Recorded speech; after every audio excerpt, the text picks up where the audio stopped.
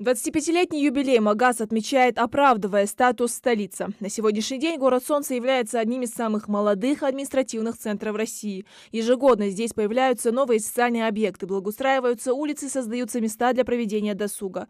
Яркий, красочный, уютный, молодой и перспективный – это все наш Магаз. С днем рождения город поздравил глава республики. Это гордость ингушского народа, символ рассвета и утверждения государственности. Сегодня столица Ингушетии – красивейший, динамично развивающийся город с уникальной архитектурой, который играет важную роль в социально-экономическом развитии республики.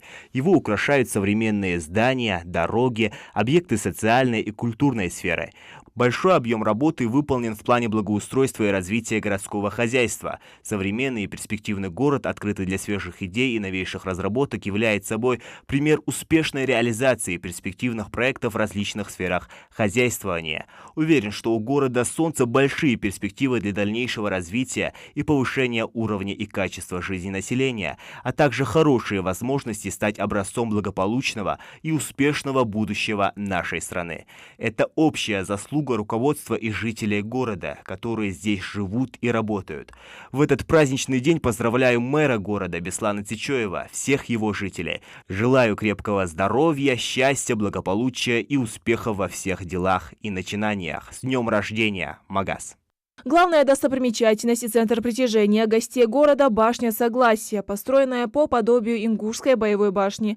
Она олицетворяет единение ингушей, ведь если раньше такие постройки принадлежали отдельным тейпам, то башня Согласия в Магасе – достояние всего народа, будто бы маяк в море, указывающий путь на бесценное сокровище нации – историю непоколебимых аланов. Здесь проводятся самые значимые республиканские мероприятия, ну а смотровая площадка на высоте 85 метров – отличный шанс не только взглянуть на город с высоты птичьего полета, но и восхититься неповторимым видом Кавказских гор. С тех пор какой уж век идет, и вновь восстал Магаз из пепла, земля свободою живет. Магаз – один из немногих городов, который был построен специально как столица.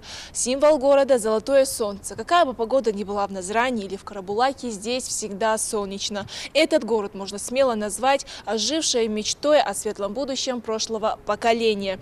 Город, который был стер с лица земли, сегодня является одним из самых молодых и динамично развивающихся городов сильной державы России.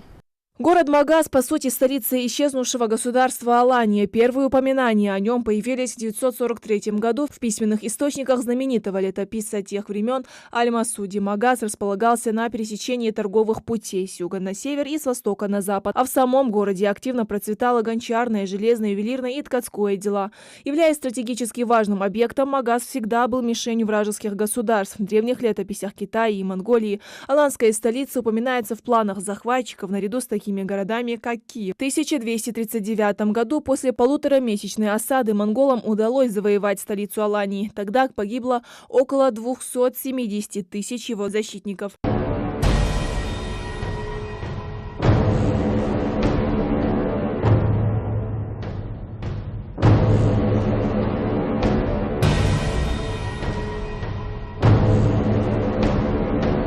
На протяжении многих веков о древнем государстве и ее столице нигде не упоминалось, и лишь 25 лет назад исчезнувшая столица вновь возрождается. Современный город основан по указу первого президента республики в 1994 году. В том же году, 23 февраля, был заложен первый камень Магаса, который, следуя завещаниям, должен стать городом мира и согласия. Я уверен, что и наша столица такая будет чистая, и всеми любимая, и всем доступная и всем доброжелательная. То, что сейчас современный Магаз располагается на месте древней аланской столицы, говорят множество фактов. Значительное число археологических памятников аланской культуры были найдены и изучены в зоне нынешней столицы Ингушетии. Именно этими доказательствами руководствовались, когда возрождали древний аланский город. В мае 1998 года был подписан контракт со строительной фирмой на возведение первого жилого микрорайона столицы. В тот же день был презентован первый многоквартирный дом в Магасе. 31 октября состоялось торжественное открытие дворца президента, ныне главы республики. В январе 1999 года в новые административные здания переехали правительство и Народное собрание региона. И уже 26 декабря 2000 года президент России Владимир Путин подписывает закон о присвоении столицы Ингушетии наименование Магаз. Так официально город Солнца становится столицей Ингушетии.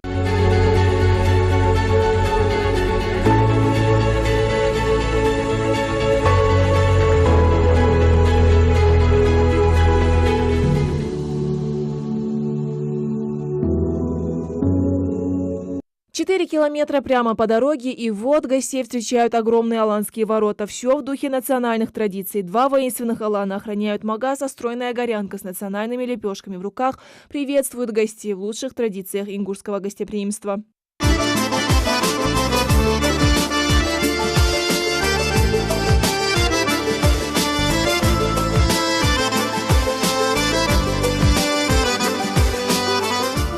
Сегодня город продолжает строиться и развиваться. Население постоянно растет и насчитывает уже более 7 тысяч человек.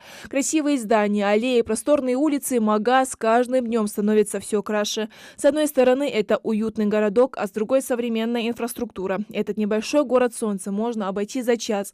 Удивительные преобразования на каждом шагу. Велосипедная дорожка, именные автобусные остановки, современные павильоны с автоматизированными дверями, телевизором, кондиционером и зоной Wi-Fi, скамейки с подогревом, уютные уголки для проведения досуга и даже для птиц. Здесь созданы условия проживания.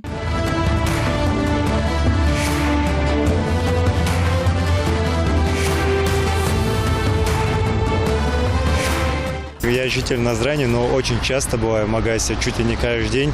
И я не могу не заметить, что Магас стал самым инновационным городом Ингушетии. У нас везде очень строятся новые объекты. И также уделяется внимание городской архитектуре. И очень много новых арт-объектов ставится. Например, те же остановки инновационные, где специальные скамейки. Очень зимой можно было наблюдать, как люди специально заходят и проводят там время, согреваясь, ставя телефоны на зарядку. Также не могу не заметить, что очень много студентов пользуются электронной библиотекой. Это очень удобно.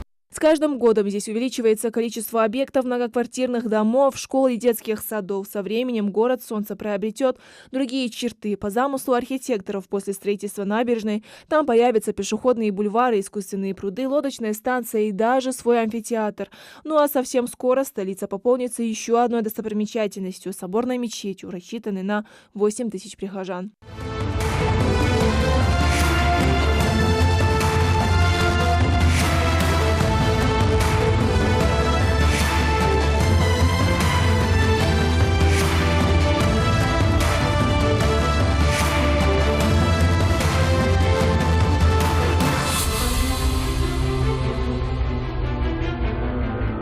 Неделя Манкиева, Асхабила, Киев, Новости 24.